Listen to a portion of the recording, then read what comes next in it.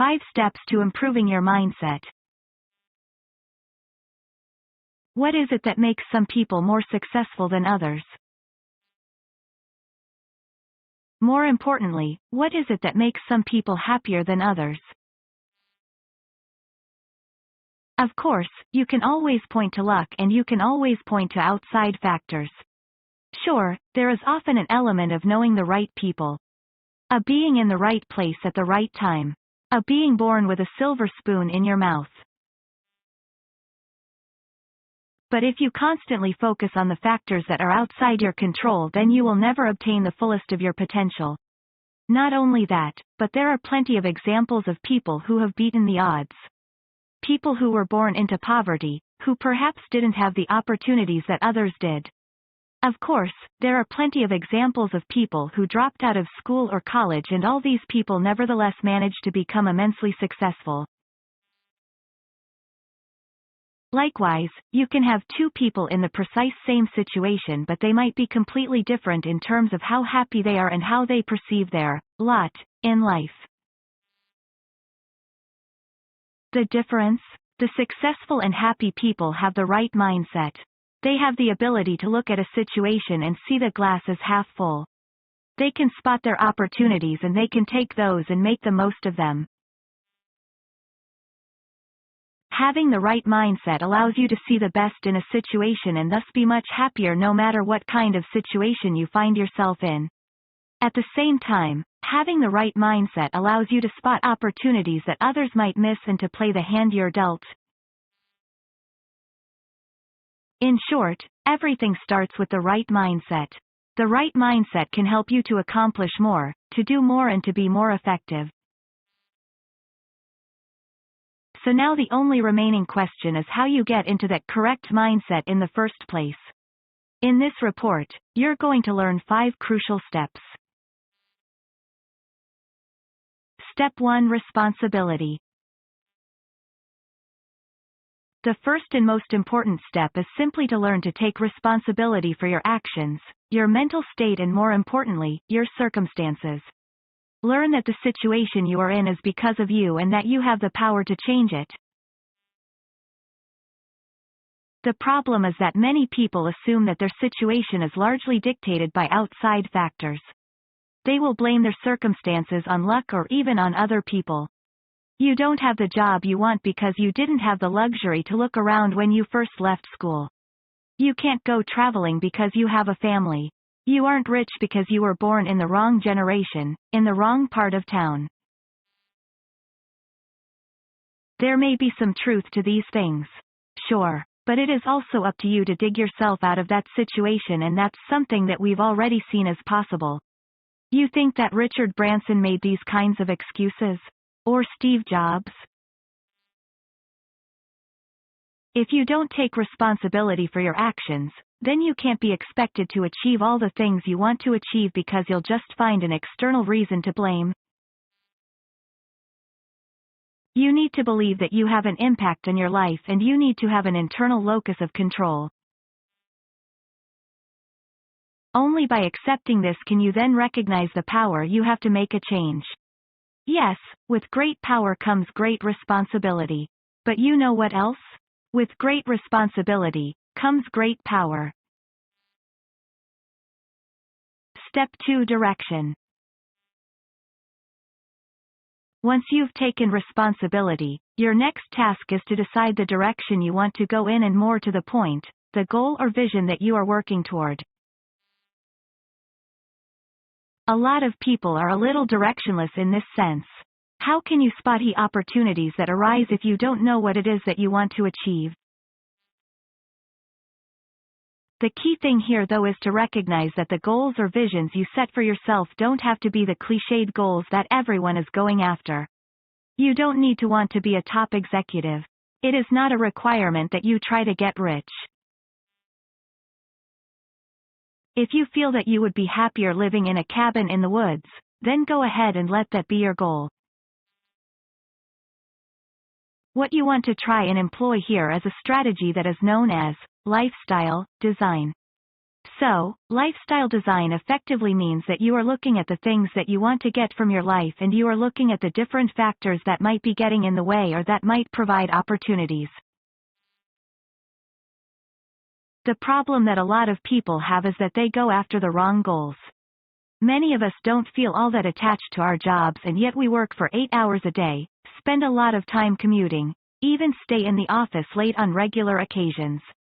Then when the opportunity to take on a promotion and work longer comes along, we take it. Instead, look at the things that really have value to you in your life. That might mean the love of being creative, whether you are a writer, a videographer or an artist. Or it might mean spending time with family. Now look at what kind of job you can do that will help you to get more of the things you love in life. Your sense of progression and accomplishment doesn't need to come from your job. There's no reason you can do a stress-free job to pass the time and then feel passionately about the art projects you take on in your spare time. You might find that simply removing your commute makes you wealthier and happier at the same time. That it gives you more time to be yourself. Finally, come up with a vision for what you want life to be like in the future. This should be a highly motivating vision, something that is emotionally charged and that you are highly excited for. It might be to become an online entrepreneur, or it might be to buy a beautiful home somewhere scenic and secluded. Step 3: Opportunity. Once you know your goal and your vision, the next step is to look for opportunities to climb higher towards it. The thing is that when you learn to look, opportunities really do open themselves up all the time. This is one example of just what a key difference having the right mindset can make. The way to open yourself up to these opportunities is to recognize that sometimes the opportunity won't come in the precise form that you expect it to. In other words, let's say you want to become an author. That doesn't necessarily mean that the opportunities are going to take the obvious form of being writing opportunities. Just as likely, you may find that they present themselves differently. The perfect example of this comes from Sylvester Stallone, who wanted to be an actor. Unfortunately, no one would take him seriously and they all saw him as unfitting for lead roles. So instead he wrote an amazing script. The script was of course what we know today as Rocky, and in an acting audition, he mentioned that he also dabbled in writing and was invited to bring in his script. The script was such a hit that they started offering him huge amounts of money to buy it off him. He refused, however. The only terms he would accept were if he was cast as the titular character. The rest is history. So, what Stallone did here was to find a different avenue to reach the goal he wanted. He seized opportunities, he played up his best skills and he took advantage of his connections. Let's say you want to be a famous rock star. The conventional route is a difficult one to say the least. So why not instead try creating a YouTube channel to show off your skills and see what comes from that? Step 4: Will. In martial arts, there is the popular notion of Kai, also Chi or Ki. This is often described as being a kind of life energy and often it is treated as quite esoteric, even being mystical. This is the same energy that we see characters in Street Fighter and Dragon Ball Z firing from their hands. So of course, many people view Kai with skepticism. Others will describe it as being simply a way to visualize kinetic energy. But the reality is something different altogether. While you're free to form your own interpretations, the one that I prefer is to look at Kai as being willpower. Kai is the ability to call upon your strength in everyday tasks. It is your energy and your vitality. And in fact, the roots of the word are strongly connected to health. If you ask someone how their Kai is, this can be interpreted as asking if they feel strong and energetic. In martial arts, a good demonstration of using Kai is the spirit shout, or Ki. Here, you yell at the top of your lungs while delivering a blow in order to stun the opponent and to deliver more strength in your blows. What's really happening here is that the shout is releasing a surge or adrenaline. This is allowing you to call upon reserves of strength and increasing your metabolism.